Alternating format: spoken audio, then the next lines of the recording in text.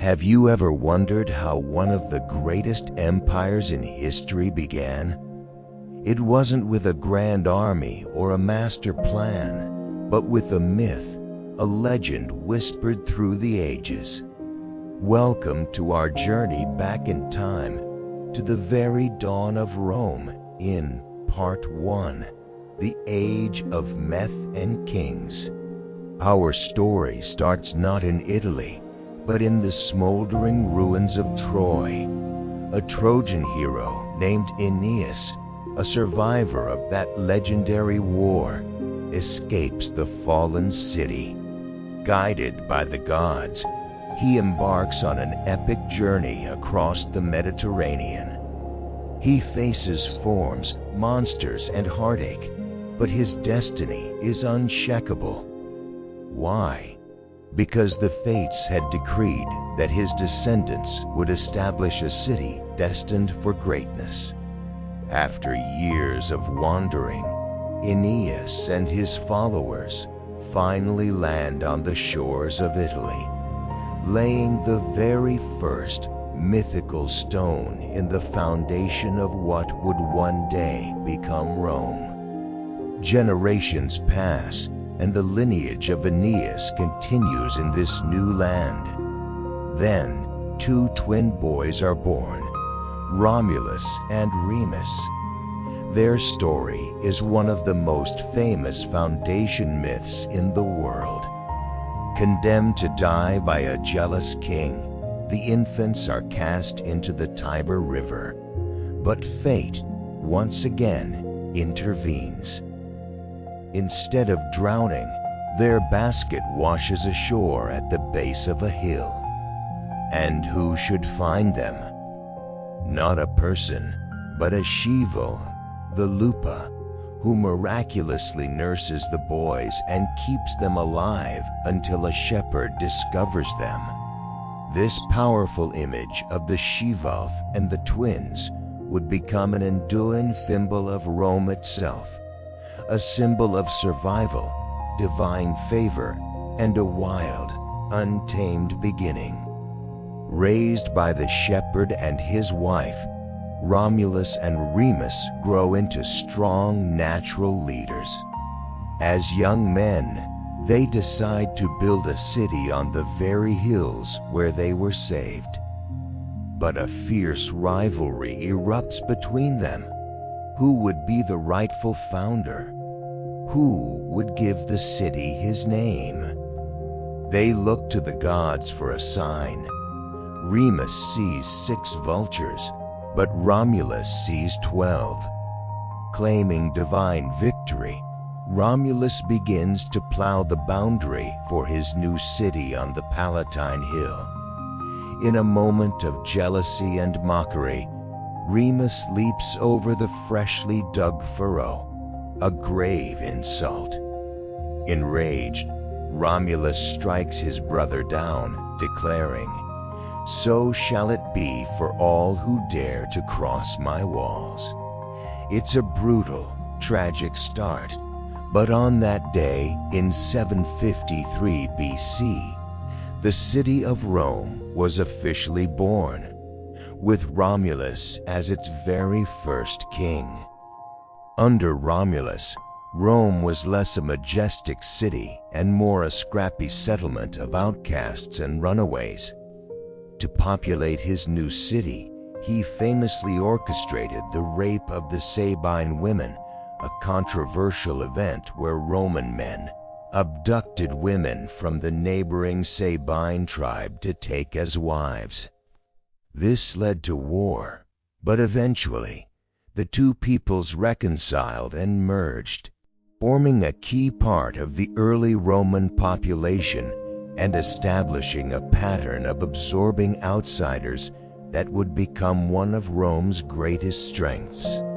Romulus ruled for many years, establishing the city's first army, its first senate, and its foundational social structures. His reign ends as mysteriously as it began, vanishing in a storm cloud, believed by many to have ascended to become a god. After Romulus, a succession of 6 more kings would rule Rome, each leaving a distinct mark on the growing city. This period, known as the Roman Kingdom, lasted for nearly 2.5 centuries. These weren't necessarily hereditary kings. They were chosen, and they came from both Roman and neighboring Sardine and Etruscan backgrounds.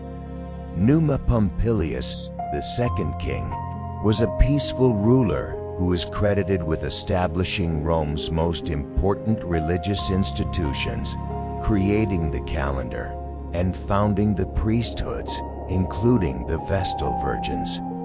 He brought order and piety to a city born of violence. Later kings would build the first major public works, like the Great Sewer, the Cloaca Maxima, which still exists today, and the original Roman Forum. They expanded Rome's territory, established its class structures, the patricians and the plebeians, and solidified its position as a dominant power in the region. But power, as we all know, can corrupt.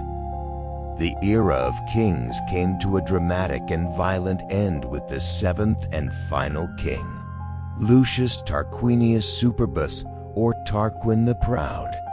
His reign was marked by tyranny, bloodshed, and arrogance. He seized power through assassination, ignored the Senate, and ruled with an iron fist. The final straw came with a terrible crime committed by his son against a noble woman named Lucretia. Her tragic fate ignited a firestorm of rebellion among the Roman aristocracy. Led by a man named Lucius Junius Brutus, an ancestor of the Brutus who would later conspire against Julius Caesar, the leading families of Rome rose up. They swore an oath that no king would ever rule Rome again. In 509 BC, Tarquin the Proud and his family were exiled, and the monarchy was abolished forever. In its place, a revolutionary new form of government was born, the Republic. Res public, literally the public thing or the public affair. Power would no longer be in the hands of one man for life. Instead, it would be shared, balanced between elective officials, the Senate, and the people's assemblies. This radical idea would shape the next 500 years of Roman history, paving the way for its incredible expansion and creating a political and legal legacy that influences governments to this very day. The age of myth and kings was over, but the story of Rome was just beginning. The stage was now set for the rise of the Republic, an era of legendary heroes, titanic struggles, and the forging of an empire. We left Rome as a fledgling kingdom. Now, get ready for an epic saga of ambition, conflict, and conquest as we dive into Part 2, the rise of the Roman Republic. So, the kings are out and a new system is in. Say hello to the Republic. Instead of one ruler, Rome is now led by 2 consuls elected for just 1 year. Think of them as co-presidents. Why 2? To prevent any single person from getting too powerful. Brilliant, right? But the real power, the true heart of the Republic, was the Senate. This was an assembly of Rome's most influential and wealthy families, the patricians. They weren't elected. They served for life, guiding the state, managing finances, and directing foreign policy. For centuries, the Senate was the backbone of Rome. But not everyone was happy. The common people, the plebeians, felt left out. They were the farmers, the artisans, the soldiers who fought Rome's wars, but they had very little say in the government. This sparked a conflict that would define the early republic, the struggle of the orders. It wasn't a single, bloody civil war, but a long political and social battle. The plebeians were smart. At one point, they just walked out of the city and refused to work or fight until their demands were met. It worked. This led to the creation of the tribune of the plebs, officials who could veto the actions of the consuls and the Senate to protect the common people. This struggle also gave Rome its first written code of law, the 12 Tables, displayed in the Forum for everyone to see. It was a massive step towards a more just society, ensuring that the law applied equally to everyone, not just the rich and powerful. With its internal house getting more in order, Rome began to look outwards. The Italian peninsula was a patchwork of different peoples. The sophisticated Etruscans to the north, the fierce Samnites in the mountains, and Greek colonies in the south. Rome's expansion wasn't a single grand plan. It was a slow, brutal grind, a series of wars that lasted for centuries. They fought neighbor after neighbor, alliance after alliance. What made the Romans so successful? Their military was exceptionally organized and disciplined, but their real genius was in what they did after they won. Instead of just plundering and leaving, they often made their defeated enemies into allies, granting them various levels of Roman citizenship. This clever strategy turned former foes into loyal partners who supplied soldiers for Rome's next campaign. By 270 BC, through sheer grit and clever diplomacy, Rome had become the undisputed master of the Italian peninsula. They were a regional power, but they were about to step onto the world stage. Across the Mediterranean, in modern-day Tunisia, lay the city of Carthage. It was a mighty maritime empire, a trading powerhouse that controlled North Africa, Sicily, and Spain. As Rome's influence grew, a clash between these two titans became inevitable. The prize? Control of the entire Mediterranean. This conflict would erupt into a series of 3 brutal wars known as the Punic Wars, a struggle that would last for over a century and push both sides to the absolute limit. The First Punic War was mainly a naval conflict. Rome, a land-based power, had to build a fleet from scratch to challenge the experienced Carthaginian navy. They were incredibly innovative, inventing a boarding bridge called the Corvus that allowed their legionaries to storm enemy ships. After more than 20 years of fighting, Rome emerged victorious, seizing control of Sicily.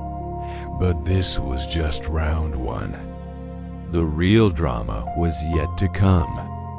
Enter one of history's greatest military geniuses, Hannibal Barca. Fueled by a deep-seated hatred for Rome, Hannibal decided to do the unthinkable. In 218 BC, during the Second Punic War, he gathered a massive army, complete with war elephants, and marched from Spain across the Pyrenees and over the treacherous, snow-covered Alps into Italy itself. It was a legendary feat, an audacious gamble that caught the Romans completely off guard. For over a decade, Hannibal rampaged across Italy, inflicting one devastating defeat after another on the Romans. The Battle of Cannae was his masterpiece, a tactical encirclement that resulted in the annihilation of a massive Roman army. It was Rome's darkest hour. The city was in a panic, on the brink of collapse. It seemed like nothing could stop Hannibal. But Rome did not break. The Romans were masters of endurance. They adopted a new strategy: avoid a direct battle with Hannibal at all costs. Instead, they harassed his supply lines and attacked Carthaginian territories elsewhere. A brilliant Roman general named Scipio took the fight to Spain and then did something even bolder. He invaded Carthage's homeland in Africa. This forced Carthage to recall Hannibal from Italy to defend his own city. The final showdown came at the Battle of Zama. Here, Scipio, having studied Hannibal's tactics, finally defeated the legendary general. Rome had survived. Carthage was humbled, forced to give up its empire and pay a massive tribute. Even after two devastating wars, some in Rome, like the Senator Cato the Elder, were obsessed with the idea that Carthage must be destroyed. This led to the Third Punic War, which was less of a war and more of a final brutal siege. In 146 BC, Rome utterly destroyed the city of Carthage, ensuring they would never rise again. In the very same year, Roman legions also conquered the Greek heartlands. With its greatest rival eliminated and the cradle of Western culture under its control, the Roman Republic now stood alone. It was no longer just the master of Italy. It was the undisputed superpower of the Mediterranean. From a small city-state, it had forged an empire through blood, iron, and an unbreakable will. But as we'll see next time, the very conquests that made Rome great would soon unleash forces that threatened to tear the Republic apart from within. We saw Rome conquer the Mediterranean, becoming an undisputed superpower.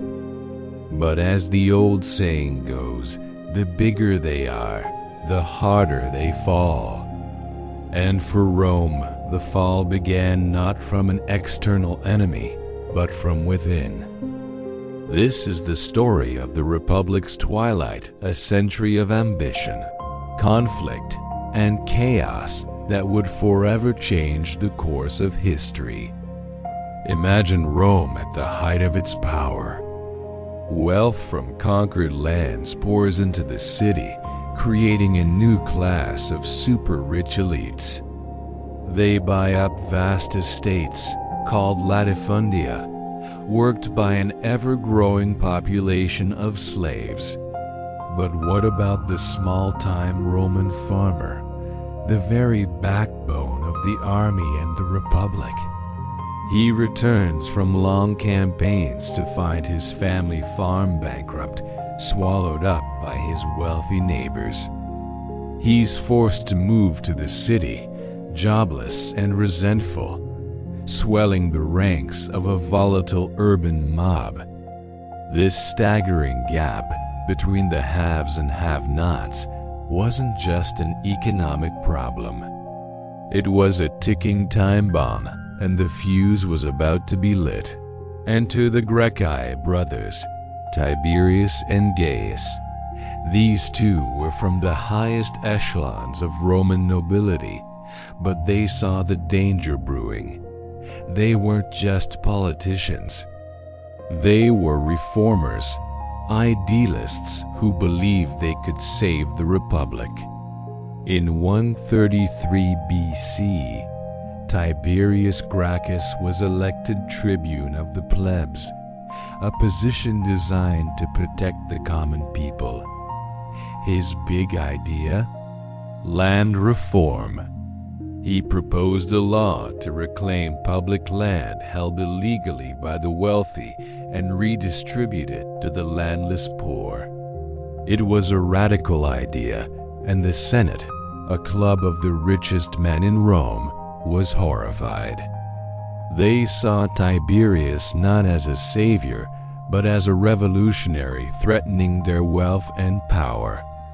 When Tiberius bypassed the Senate and took his law directly to the People's Assembly, he broke a long-standing tradition. He even tried to run for a second consecutive term as tribune, an unprecedented move.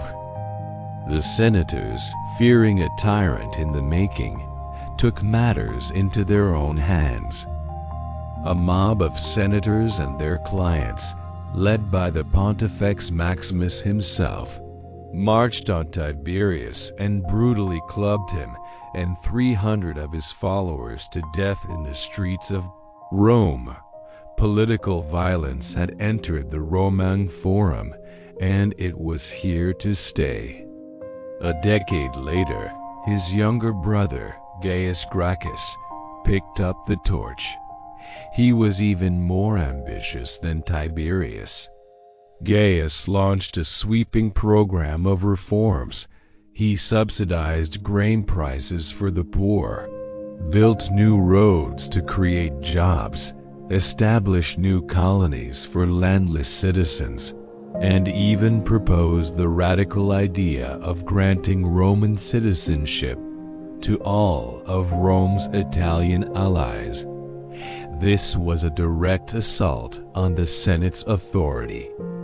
Gaius was a brilliant politician, but he made powerful enemies. The Senate, having learned from their experience with Tiberius, used political maneuvering to undermine his popularity. They painted him as a demagogue hungry for power. When his support began to wane, the Senate passed a decree that essentially declared him an enemy of the state, giving a consul the power to do whatever was necessary to protect the Republic. Facing arrest and certain death, Gaius ordered his own slave to kill him. In the ensuing chaos, 3,000 of his supporters were hunted down and executed without trial. The death of the Gracchi brothers sent a chilling message. In the late Republic, the path of reform was paved with blood. The old rules of political compromise were dead, replaced by the cold, hard logic of force. This new age of political violence set the stage for a new kind of Roman leader, the general. As Rome's borders expanded, so did the need for a larger, more professional army. Enter Gaius Marius, a new man who rose through the ranks on sheer military talent. He revolutionized the Roman army. Before Marius, only landowning citizens could serve. But Marius opened recruitment to the landless poor, promising them pay, loot, and a plot of land upon retirement. What did he get in return? A professional, highly effective army, but with one critical difference. Their loyalty wasn't to the Senate and people of Rome. It was to him, their general, the man who guaranteed their livelihood. Marius created a private army, a tool that could be used not just against foreign enemies, but against political rivals at home. And a rival soon appeared, Lucius Cornelius Sulla, an aristocrat with a flair for the dramatic and a ruthless streak. Sulla was Marius's former subordinate and a brilliant general in his own right. The tension between them exploded when the command of a lucrative war in the east was given to Sulla. Marius, using his political influence, had the command transferred to himself. Sulla's response was shocking and unprecedented. He did the unthinkable. He marched his legions on Rome. For the first time in its history, a Roman general had used his army to seize the city. The Rubicon hadn't been crossed yet, but the path was being paved. A bloody civil war erupted. Marius and Sulla took turns capturing Rome, each time purging their political enemies in brutal proscriptions, posting lists of condemned men whose property could be confiscated and who could be killed with impunity. When Sulla finally emerged victorious, he declared himself dictator for the reconstitution of the Republic, a title that gave him absolute power. He used this power to slaughter his enemies and enact reforms designed to restore the Senate's authority. But the irony was palpable. He had saved the Republic from its enemies by destroying its very foundations. Sulla eventually retired, but the lesson was learned by all ambitious men. The ultimate power in Rome no longer came from votes in the Forum, but from the swords of loyal legions. As if civil war wasn't enough, the Republic was then shaken by a different kind of uprising, one from the very bottom of its society. In 73 BC, in the gladiator school of Capua, a Thracian slave named Spartacus led a breakout. What started with around 70 men armed with kitchen knives quickly snowballed into a massive slave army, perhaps numbering over 100,000 men, women, and children. For 2 years, Spartacus and his followers rampaged across Italy, defeating multiple Roman armies sent against them. This wasn't just a rebellion. It was a terrifying symbol of the Republic's greatest fear. Rome was a society built on slavery, and here were the slaves, organized, angry, and seemingly invincible. The Spartacus revolt terrified the Roman elite, exposing the fragility of their social order. The panic was so great that the Senate eventually turned to one of the few men with the resources and ruthlessness to end it, Marcus Licinius Crassus, the richest man in Rome. Crassus cornered Spartacus's army and utterly crushed it. To make an example, he crucified 6,000 captured slaves along the Appian Way, the main road leading to Rome. The message was clear and brutal. But the crisis also provided an opportunity for another rising star to claim glory. A general named Pompey, returning from a campaign in Spain, mopped up the remaining fugitives and shamelessly claimed credit for ending the war. This competition for glory between powerful men was becoming the new normal. The chaos of the civil wars and the Spartacus revolt had created a power vacuum. The Senate was weak, its authority shattered. Into this void stepped 3 men, the most powerful figures of their generation. They were an unlikely trio.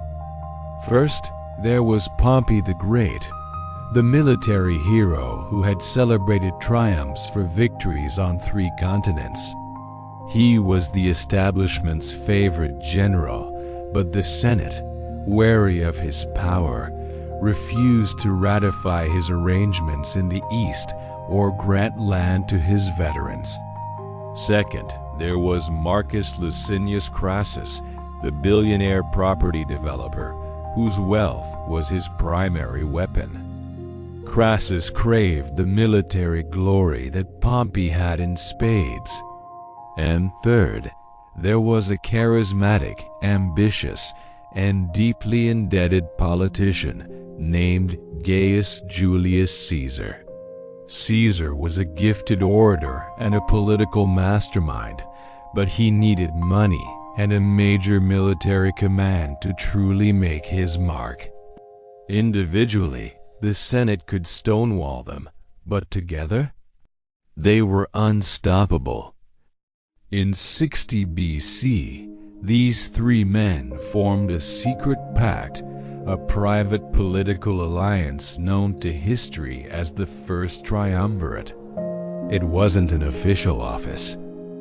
It was a backroom deal to pool their money, influence, and legions to bypass the Senate and carve up the state for their own benefit.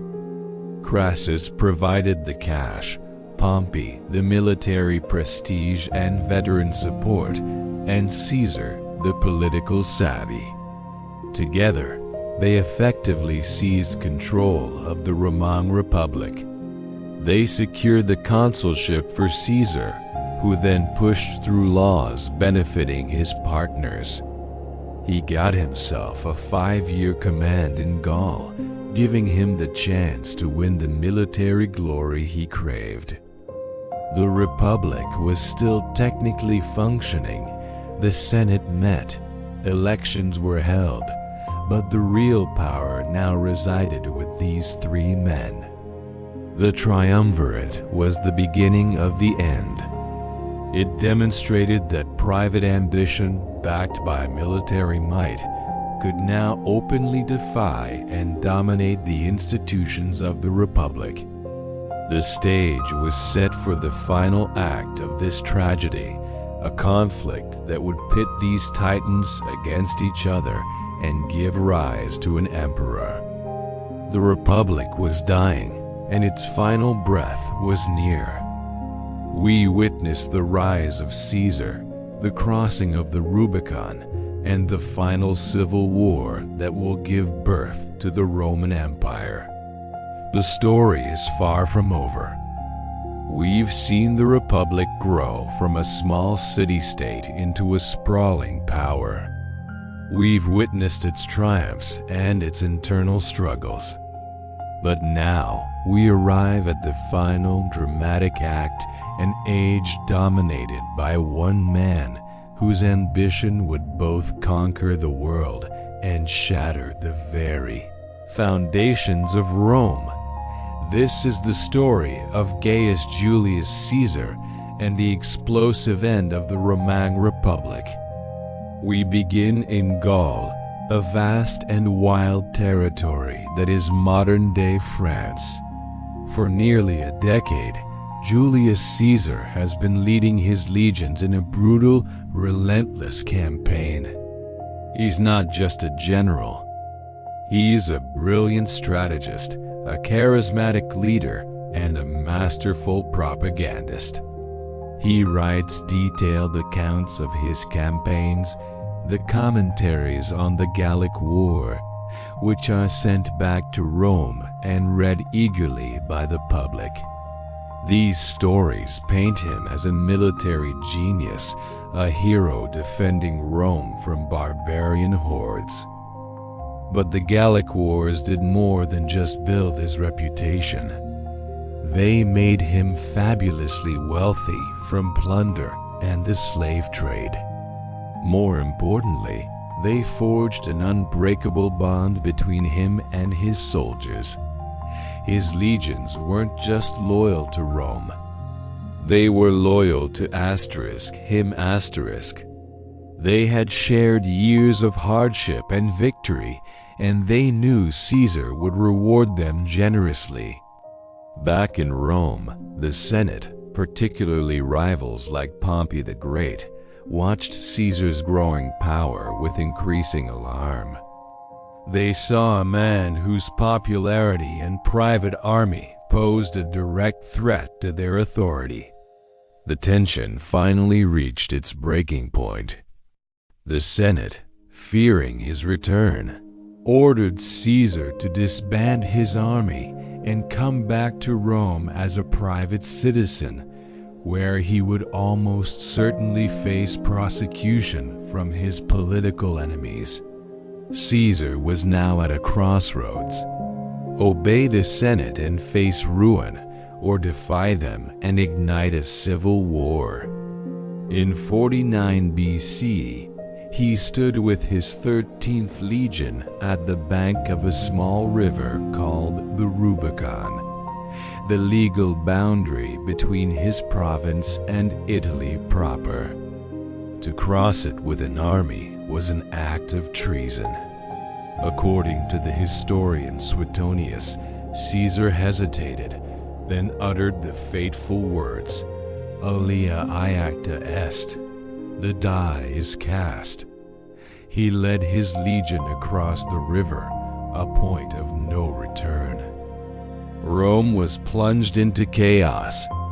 Caesar's march was so swift that his rival, Pompey, and many senators fled the city, heading east to rally their own armies. The civil war had begun.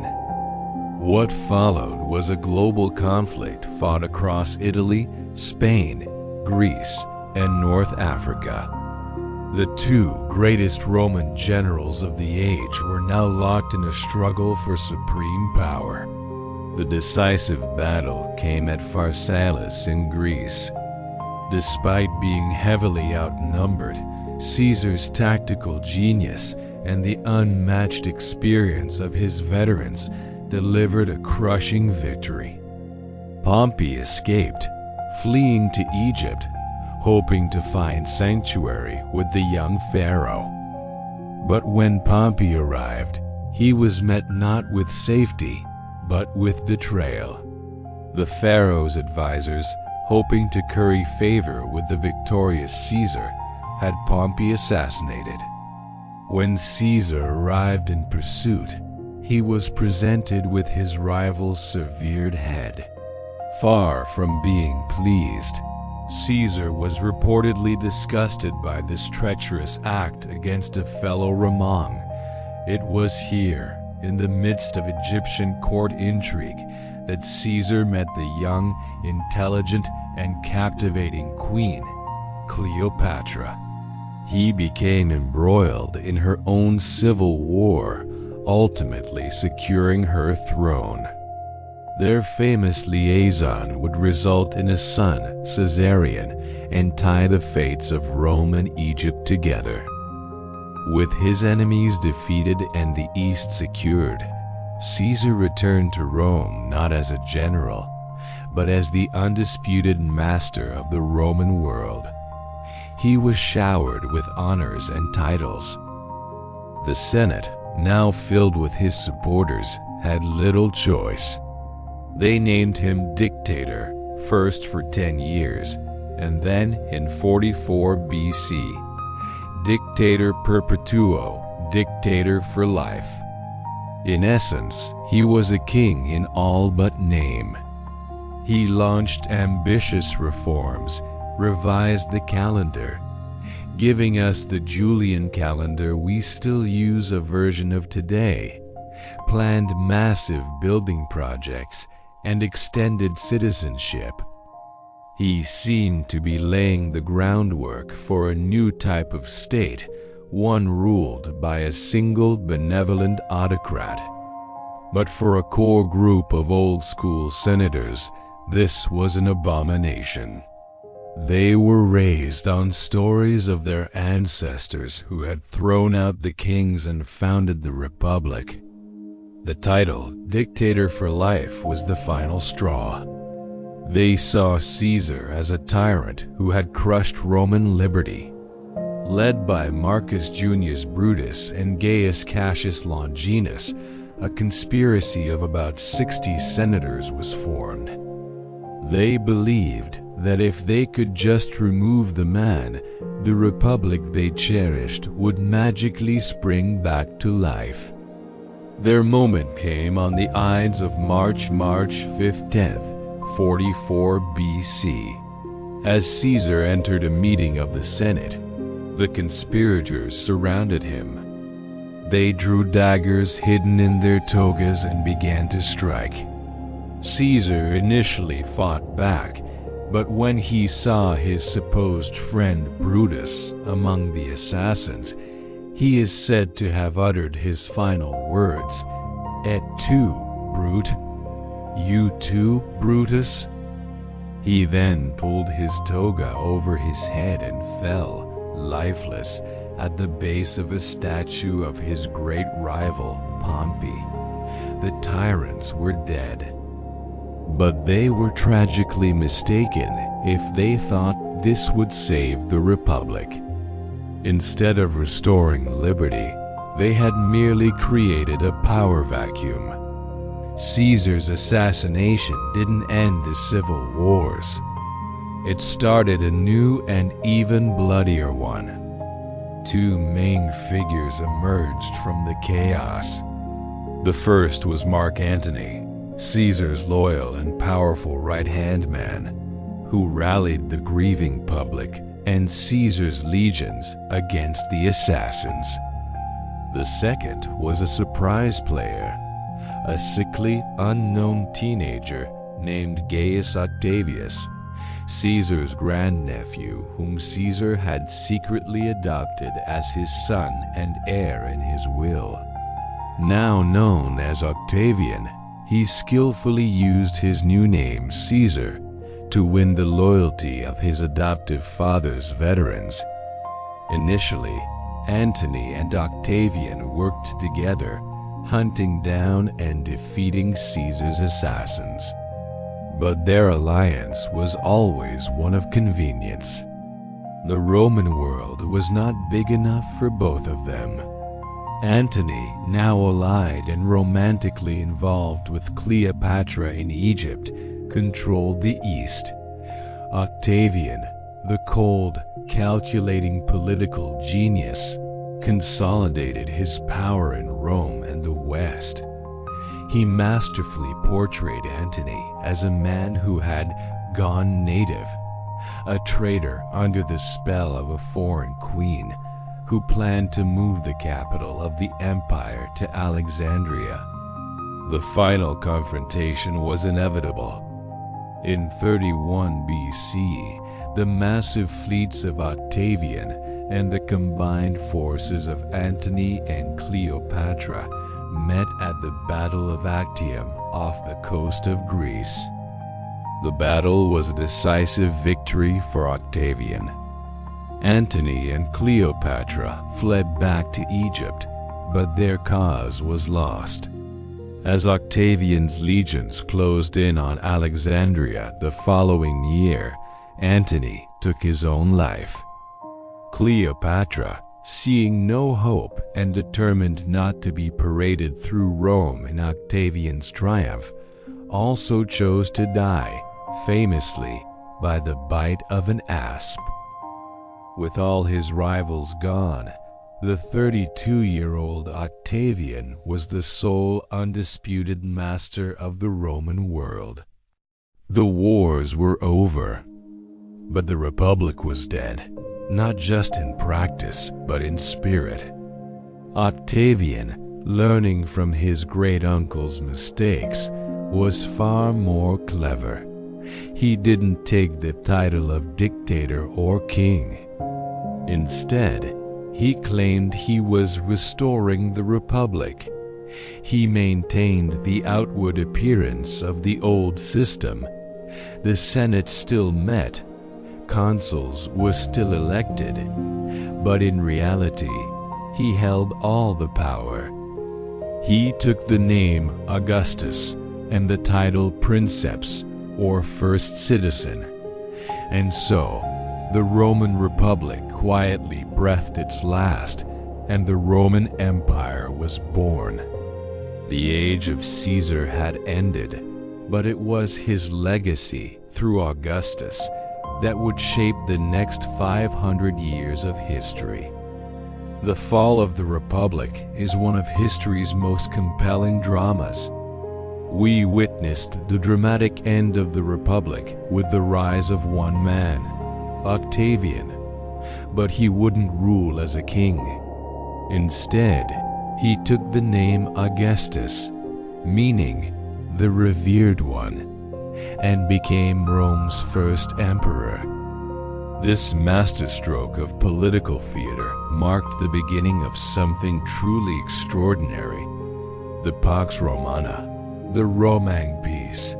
For the next 2 centuries, the Mediterranean world would experience an unprecedented era of peace, stability, all under the watchful eye of the Roman legions.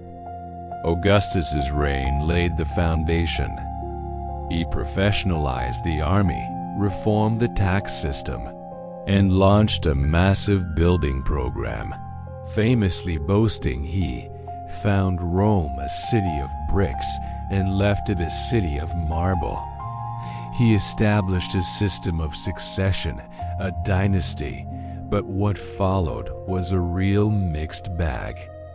After Augustus, we get the Julio-Claudian dynasty, and it's a cast of characters straight out of a drama series. First, there was Tiberius, Augustus's stepson. He was a capable general, but a grim, paranoid, and reclusive ruler who spent his final years on the island of Capri, leaving the administration of Rome to others. His death brought a wave of relief, but what came next was even more shocking. Enter Caligula. His name literally means little boots, a nickname from his childhood in army camps.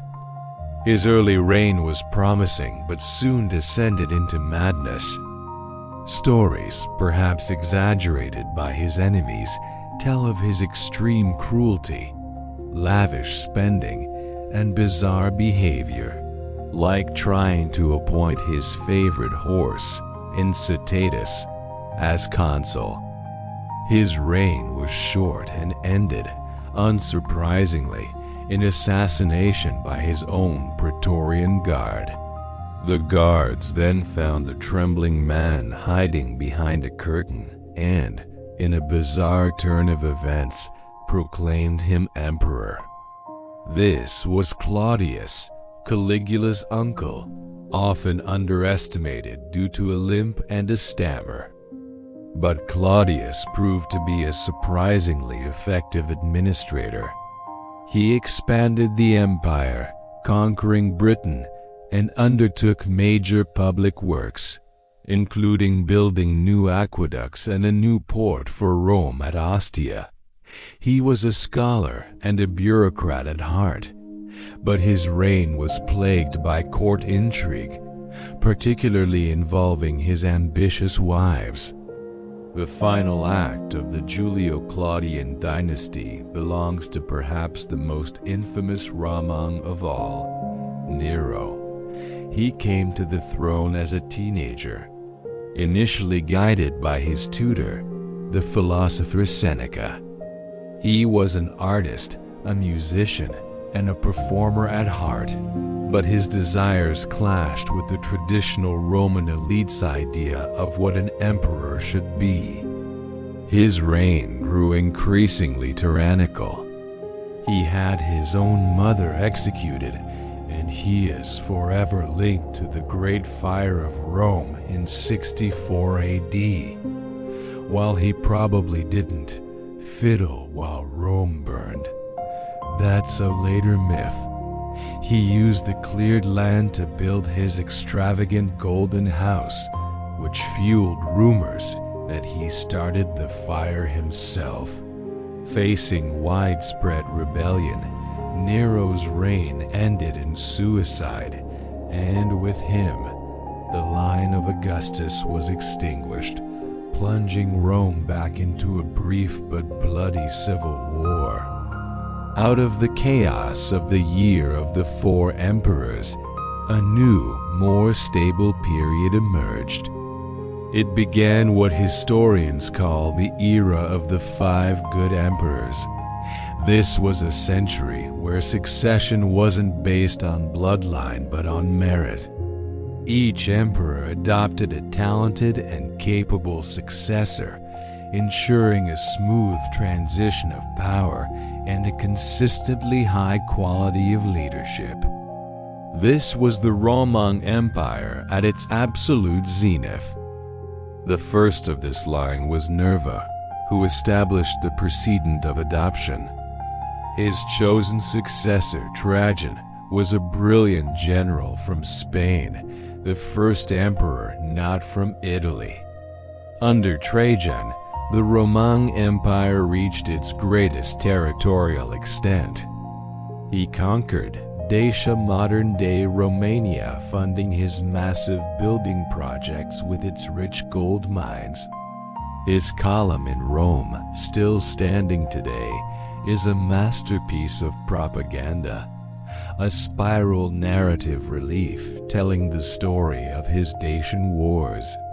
Trajan adopted his relative Hadrian, another Spaniard. Hadrian was a different kind of emperor. He was a great traveler, a lover of Greek culture, and a consolidator. He realized the empire was overstretched and strategically pulled back from some of Trajan's eastern conquests. He spent more than half of his reign touring the provinces, strengthening defenses and commissioning buildings. His most famous legacy is Hadrian's Wall in northern Britain, a formidable barrier marking the edge of the Roman world. He was also an architectural visionary, personally designing the magnificent Pantheon in Rome with its breathtaking coffered dome and oculus, a true marvel of engineering that still inspires awe. After Hadrian came the peaceful reign of Antoninus Pius, followed by the man often called the Philosopher King, Marcus Aurelius.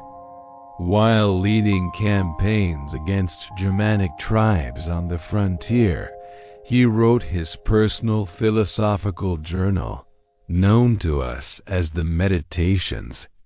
It's an incredible window into the mind of the most powerful man in the world, filled with stoic wisdom about duty, self-control, and accepting one's place in the universe. It's a timeless classic, still read by leaders and individuals seeking guidance today. This golden age wasn't just about good emperors. It was visible in stone and concrete across the empire. The wealth and stability of the Pax Romana fueled a construction boom like never before. The most iconic of these structures is, of course, the Colosseum. Started by Emperor Vespasian and completed by his son Titus, this massive amphitheater could hold over 50,000 spectators. It was a stage for gladiatorial combats, wild animal hunts, and even mock naval battles, a symbol of Roman power and engineering prowess, and a way for emperors to entertain and control the populace. From the soaring dome of the Pantheon to the triumphal arches and the vast network of roads and aqueducts that crisscrossed the empire, the Pax Romana left an indelible mark on the landscape. This was the age when the Roman Empire wasn't just a political entity. It was a globalized culture, a connected world of trade and ideas, secure and prosperous.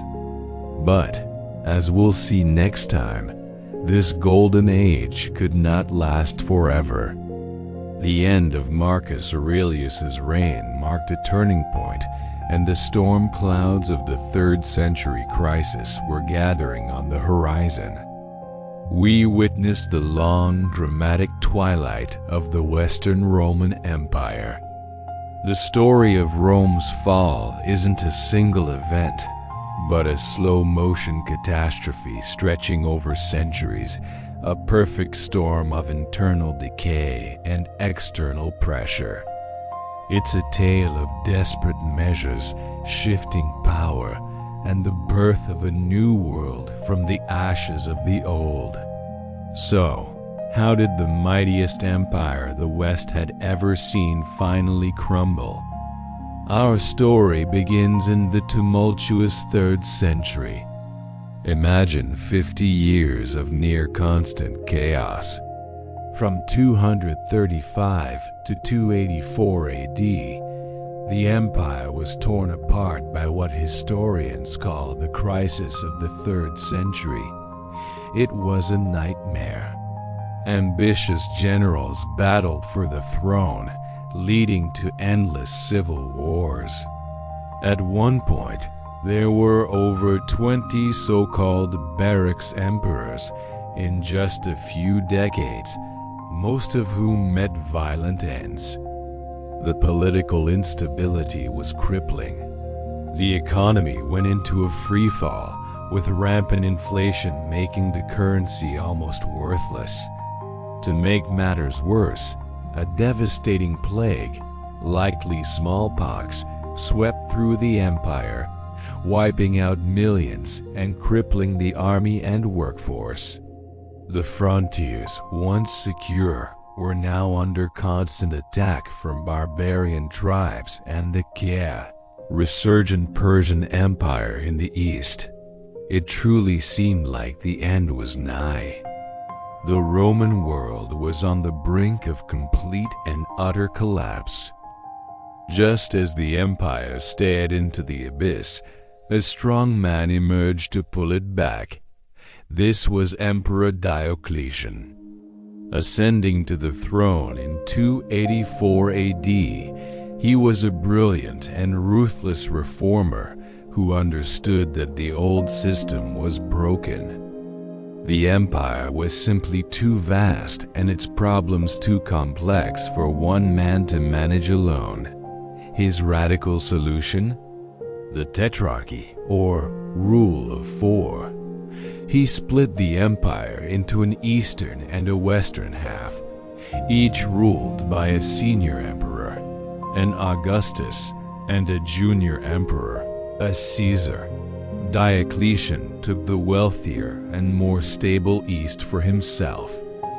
This system was designed to provide better local governance, ensure a smooth succession, and present a united front against external threats. Diocletian also enacted sweeping economic and military reforms, trying to stabilize the currency and reorganize the army. For a time, it worked. The Tetrarchy brought a much-needed period of stability and saved the empire from immediate implosion. But the Tetrarchy's stability didn't last.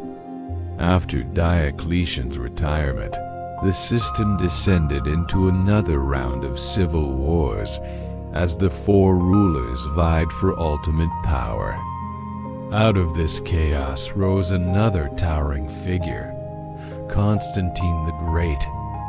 Through a series of brilliant military campaigns, Constantine defeated all his rivals and, by 324 AD, had reunited the empire under his sole rule. But Constantine is famous for two monumental decisions that would change the course of history forever. First, he became the first Roman emperor to embrace Christianity.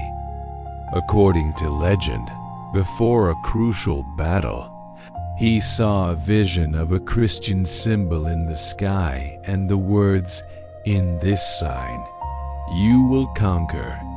His victory and subsequent conversion paved the way for Christianity to transform from a persecuted sect into the dominant religion of the empire. His second major act was to move the capital. He abandoned the city of Rome, which was declining in strategic and economic importance, and established a new Rome on the site of the old Greek city of Byzantium. This new capital, strategically located between Europe and Asia, was named Constantinople. This shift in power from west to east would have profound consequences. After Constantine's death, the unity he had forged proved temporary. The empire was once again divided, and this time, the split became permanent. We now speak of the Western Roman Empire, with its capital in Ravenna, and the Eastern Roman Empire, centered on the magnificent city of Constantinople. While the East, which we will later know as the Byzantine Empire, would thrive for another 1,000 years, the West was in serious trouble. Its economy was weaker, its political leadership was often incompetent, and its borders were under relentless pressure. During the 4th and 5th centuries, a massive wave of migration began. Germanic tribes, like the Goths and the Vandals, were pushed westward by the Huns, a fearsome nomadic people from Central Asia. These weren't just raids. Entire peoples were on the move, seeking new lands within the empire's borders. The Romans tried to manage this influx, sometimes by fighting, sometimes by hiring them as mercenaries, but the pressure was becoming unbearable. The Western Empire was bleeding manpower and resources, trying to defend a frontier that was simply too long to hold. The year 410 AD delivered a psychological shock from which the Western Empire would never recover. The city of Rome itself, the eternal city, the symbolic heart of the empire for 800 years, was sacked. The Visigoths, a Germanic tribe led by their king, Alaric, breached the walls and plundered the city for 3 days.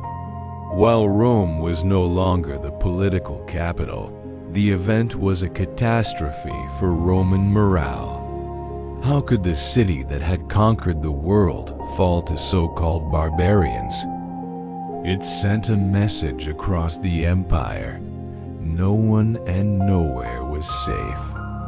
The sack of Rome wasn't the end, but it was a fatal wound. It shattered the illusion of Roman invincibility and signaled that the Western Empire's authority was collapsing. More provinces were lost, the tax base shrunk further, and the central government's control continued to evaporate. The fall was now accelerating. The final act was almost anticlimactic. By the late 5th century, what remained of the Western Roman Empire was a hollow shell. The real power was held by barbarian generals who commanded the Roman army and controlled the emperors like puppets. In 476 AD, the Germanic chieftain Odoacer decided to dispense with the charade. He deposed the last Western Roman emperor, a young boy ironically named Romulus Augustulus, a combination of Rome's founder and its first emperor. Odoacer didn't bother to name a successor. He simply sent the imperial regalia to the Eastern Emperor in Constantinople, signaling that a separate Western Emperor was no longer necessary. This date, 476 AD, is traditionally marked as the end of the Western Roman Empire. There was no epic final battle, just a quiet fizzle. The giant had finally fallen. So what was left? Did Rome just disappear? Absolutely not. While the political entity of the Western Empire was gone, its legacy is all around us. It's in the very foundations of Western civilization. Think of our laws. Concepts like innocent until proven guilty and the importance of written legal codes have Roman roots. Think of language. The Romance languages, Spanish, French, Italian, Portuguese, and Romanian all evolved directly from the Latin spoken by the Romans. Even English is filled with thousands of words of Latin origin. Our architecture, with its arches and domes, our engineering, our military organization, and even our calendar all bear the indelible stamp of Rome. The idea of a universal empire and the cultural unity it fostered lived on in the form of the Roman Catholic Church and the dream of a united Europe.